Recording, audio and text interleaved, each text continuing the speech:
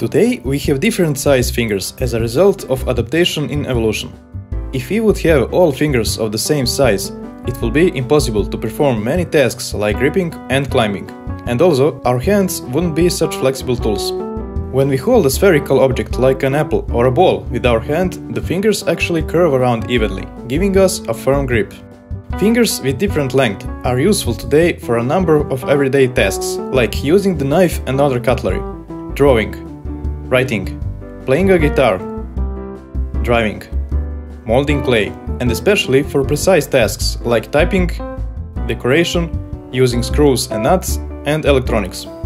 The human hand is pretty different from that of other primates. We have smaller palm, a significantly stronger thumb, and shorter fingers. It's not entirely clear when the modern human hand appeared. Scientific community suggests that it probably happened around 800,000 years ago. There are three theories about why we have different size fingers.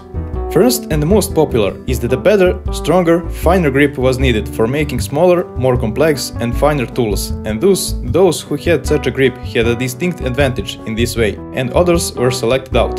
Second theory holds that our hands and length of the fingers evolved thanks to the advantages this provides in accurately throwing and clubbing things. The precision grip is perhaps best illustrated as the way a man throws a spear, while the power grip can be seen in the way a man holds an axe. A third theory notes that the human hand only became a truly strong weapon when it is formed into a fist. When clenched in a fist, there is no space inside, and this is because of the precise lengths of the finger bones. In addition, the excellent support provided by the thumb is due to the fact that it is precisely the right length and begins at just the right place on the palm.